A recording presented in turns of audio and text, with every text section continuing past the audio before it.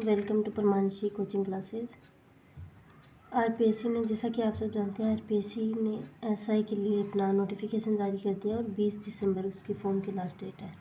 उसी को ध्यान में रखते हुए और आरपीएससी की सभी एग्ज़ाम्स के लिए बेनिफिशियल जैसे आरएएस, पटवारी, वीडियो, राजस्थान पुलिस एसआई और राजस्थान पुलिस कांस्टेबल के लिए बेनिफिशियल ये सीरीज़ रहेगी। इसमें सबसे पहले हम राजस्थान की हिस्ट्री पढ़ेंगे। तो हिस्ट्री में सबसे पहले हिस्ट्री की सीरीज़ में फर्स्ट टॉपिक से शुरुआत है।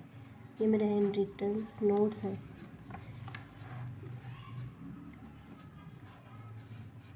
तो let's start history series for all RPSC exams.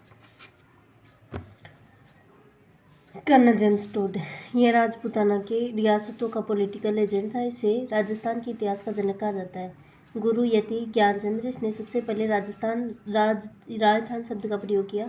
पुस्तक the annals and antiquities of Rajasthan 1829, the central and western Rajput states of India 1832, पश्चिम भारत की यात्रा travels in western India. George Thomas यह आयरलैंड का रहने वाला था। मराठों का बाड़ायती सेनापति था।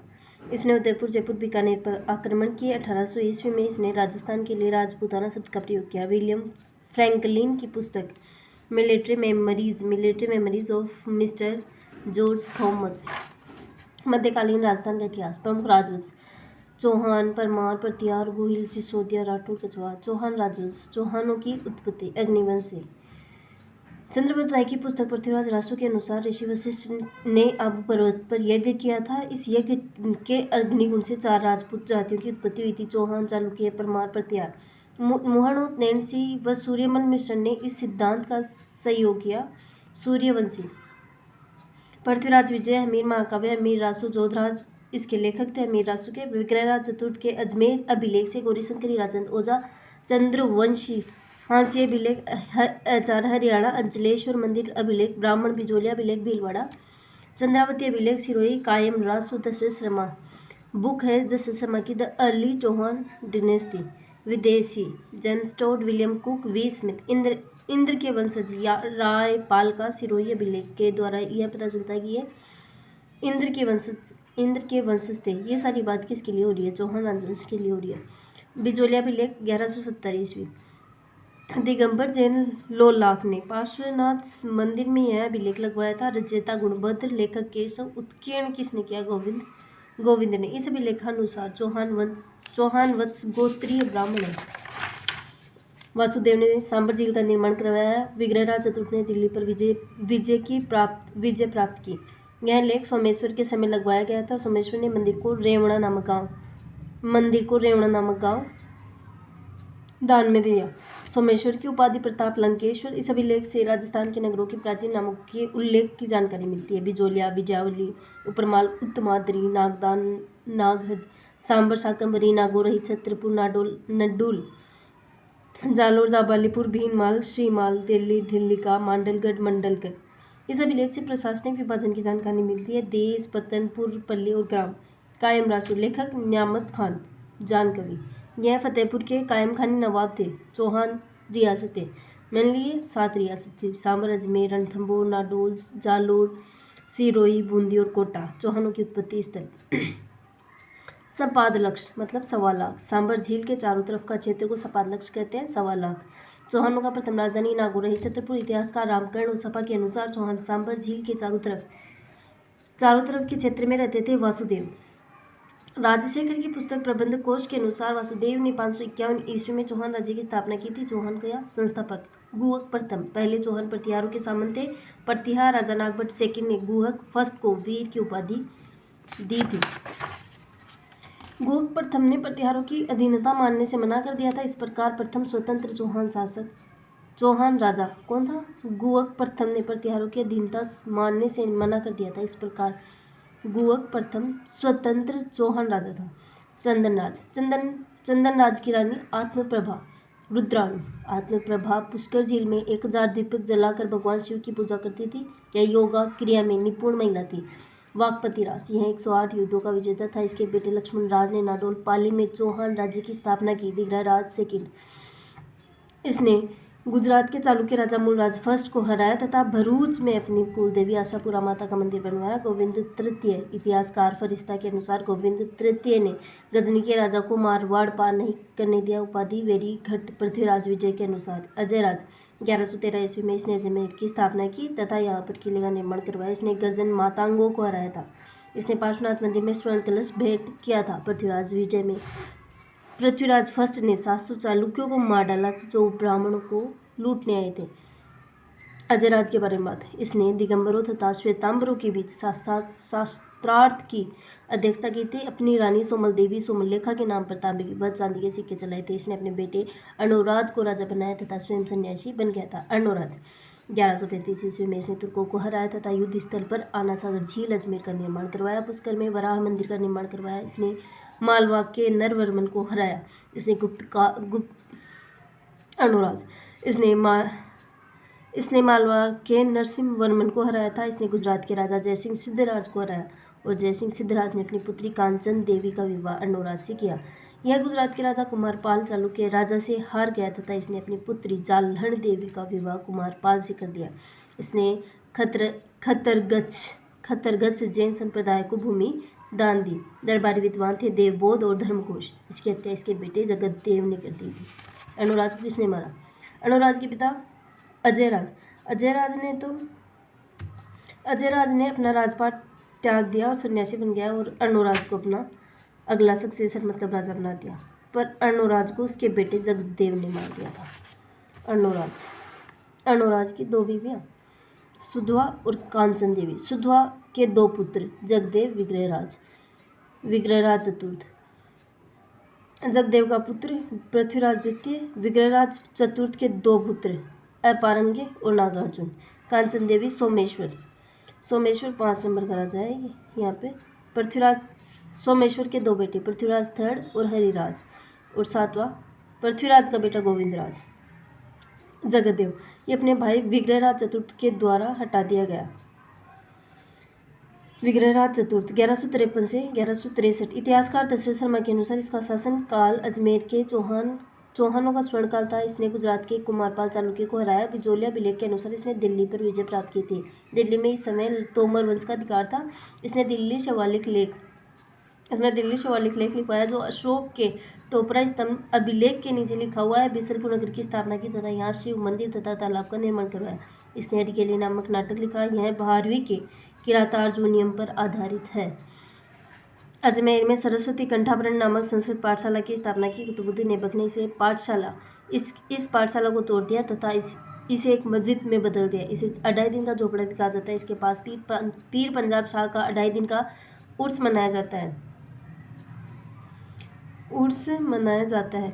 धर्मघोष सूर्य के कहने पर इसने एकादशी के दिन पशु हत्या को रोक दिया था। दरबार विद्वान सोमदेव ललित विग्रहराज, इसने पुस्तक लिखी थी किससे? सोमदेव ने। इस पुस्तक से विग्रहराज चतुर्थ तथा देवल देवी थी, वो देसल देवी नहीं थी, देवल देवी के प्रेम की जानकारी मिलती है।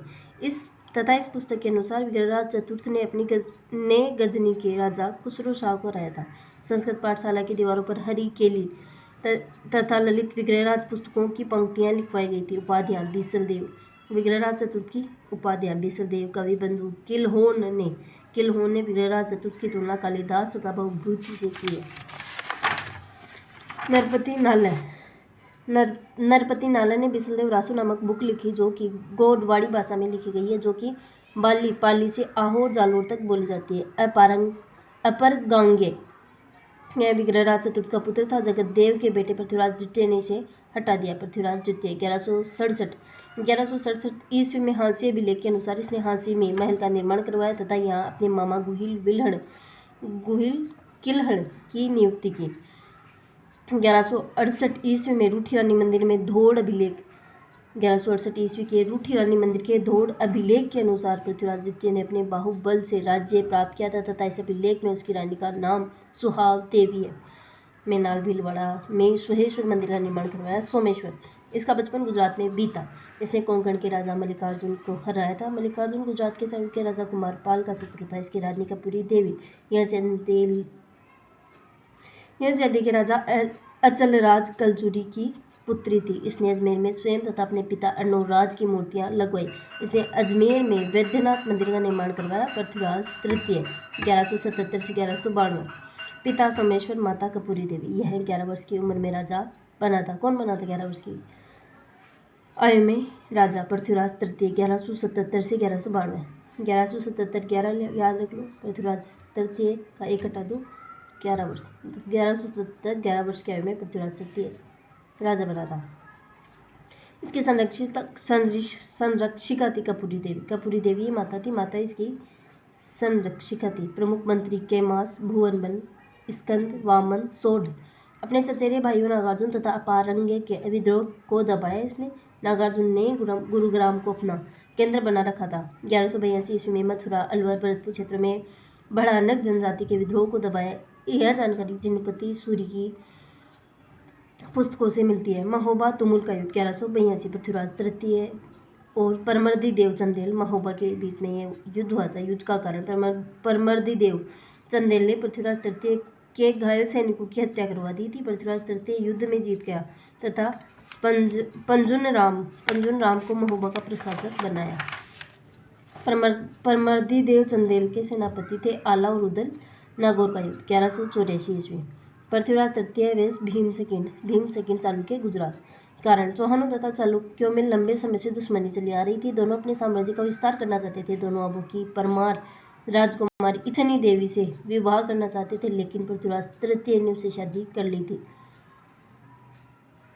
पृथ्वीराज तृतीय ने दोनों, एक तो पृथ्वीराज और भीम चालुक्य दोनों करना चाहते थे, पर पृथ्वीराज ने इच्छनी देवी से शादी कर ली थी। जगदेव प्रतिहार ने इन दोनों के मध्य समझौता करवाया था। चौहान गढ़वाल विवाद। पृथ्वीराज जयचंद कन्नौज विवाद के कारण जयचंद परमर्दी देव चंदेल का सहयोग कर रहा था। दिल्ली का उत्तराधिकारी था। पृथ्वीराज ने जयचंद की बेटी संयोगिता को अपहरण कर उससे विवाह कर लिया था। दशरथ शर्मा ने इस प्रेम कहानी को एक ऐतिहासिक तथ्य के रूप में स्वीकार किया है। पृथ्वीराज तृतीय के समय ख्वाजा मोइनुद्दीन चिश्ती राजस्थान आए थे। तराइन का पहला युद्ध 1191 पृथ्वीराज तृतीय और गौरी के बीच में होता। गौरी गजनी का था। गौरी ने टाबरहिंड बठिंडा पर अधिकार कर लिया था। इस युद्ध में पृथ्वीराज जीत गया था। दिल्ली के गोविंदराज तोमर ने मोहम्मद गौरी को घायल कर दिया था। तराइन का दूसरा युद्ध 1192 पृथ्वीराज चौहान और मोहम्मद गौरी के बीच हुआ। इस युद्ध में गौरी जीत गया। सिरसा हरियाणा के पास सरस्वती नामक स्थान से पृथ्वीराज को गिरफ्तार किया और उसे मार दिया गया। हसन निजामी के अनुसार पृथ्वीराज ने गौरी के अधीन शासन किया था। हसन निजामी की पुस्तक ताज उल मासिर। पृथ्वीराज चौहान की हार के कारण पृथ्वीराज ने अपने पड़ोसी राज्यों के साथ विवाद थे, इसलिए किसी भी राजा ने गौरी के खिलाफ उसकी सहायता नहीं की। तराइन के द्वितीय युद्ध में गौरी की तुलना में पृथ्वीराज की सेना कम थी। पृथ्वीराज के प्रमुख सैनिक अन्य युद्धों में व्यस्त थे।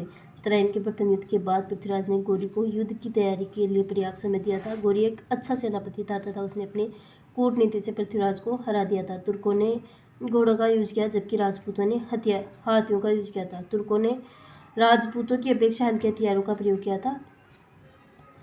बस तराइन युद्ध का महत्व है। तराइन के दूसरे युद्ध के बाद भारत में विदेशी शासन का सिलसिला प्रारंभ हो गया, जो 1947 तक चला। पृथ्वीराज चौहान के हार के बाद गौरी के उत्तराधिकारियों के लिए भारत में राज करना आसान हो गया था। राजपूतों की उभरती हुई राजनीतिक महत्वाकांक्षा को आघात पहुंचा तथा पृथ्वीराज चौहान के बाद कोई भी राजपूत राजा दिल्ली पर कब्जा नहीं कर सका। तुर्क शासन की स्थापना के बाद भारतीय संस्कृति पर सकारात्मक और नकारात्मक प्रभाव दिखाई देता है। सकारात्मक प्रभाव। भारत में इंडो इस्लामिक नामक मिली जुली संस्कृति का उदय हुआ, जिसके प्रभाव स्थापत्य, साहित्य, संगीत और चित्रकला पर दिखाई दिए। भारत में सूफी तथा भक्ति आंदोलन शुरू हुए। नकारात्मक प्रभाव। तुर्कों ने हिंदू मंदिर तथा बौद्ध मठों को तोड़ा, जिससे कला व संस्कृति का पतन हो गया। 1200 ईस्वी के बाद बौद्ध संस्कृति भारत से लगभग समाप्त हो गई। तुर्कों ने विद्या के केंद्रों को तोड़ दिया, जिससे शिक्षा का नुकसान हुआ। पृथ्वीराज चौहान की सांस्कृतिक उपलब्धियां। उससे पहले ये चौहान वंश के सभी शासकों के नाम: वासुदेव, गुहक, विग्रहराज प्रथम, द्वितीय, तृतीय, पृथ्वीराज फर्स्ट, अजयराज, अर्णोराज, विग्रहराज चतुर्थ, पृथ्वीराज द्वितीय, सोमेश्वर और पृथ्वीराज तृतीय। पृथ्वीराज विजय के अनुसार अजयराज को पृथ्वी को चांदी से भर देने का श्रेय दिया जाता है। वत्सराज के समय कुवल्यमाला की रचना की गई। सुलेमान अरबी एक यात्री था। मिहिर भोज के समय भारत आया था। पृथ्वीराज चौहान की सांस्कृतिक उपलब्धियां। कला व संस्कृति विभाग की स्थापना की मंत्री पद्मनाभ था। दिल्ली के पास पिथौरागढ़ किला बनवाया था। दरबारी विद्वान चंद्रवरदाई, पृथ्वी भट्ट, पृथ्वीराज रासो, उसने बुक लिखी जय नायक, पृथ्वीराज विजय, वागीश्वर जनार्दन, विद्यापति गौड़, विश्वरूप, आशाधर। पृथ्वीराज की उपाधि राय पिथौरा और दलपुंगल। पृथ्वीराज चौहान का मूल्यांकन। पृथ्वीराज चौहान पर अपरिपक्व अदूरदर्शी सेनापति राजा का आरोप लगाया जाता है, परंतु यह आरोप सही नहीं है। तराइन के दूसरे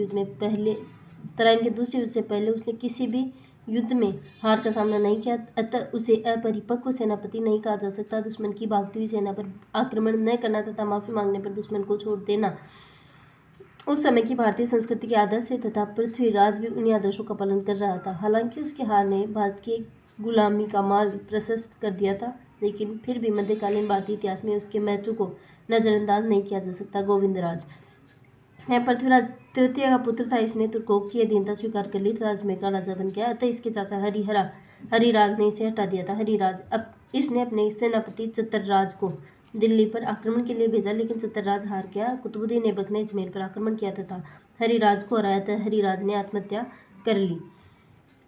इल्तुतमिश की ताजपोशी के समय राजस्थान का अजमेर दिल्ली सल्तनत के अधीन था। रणथंभौर का इतिहास ये दूसरी क्लास में कवर करेंगे। Thanks for watching.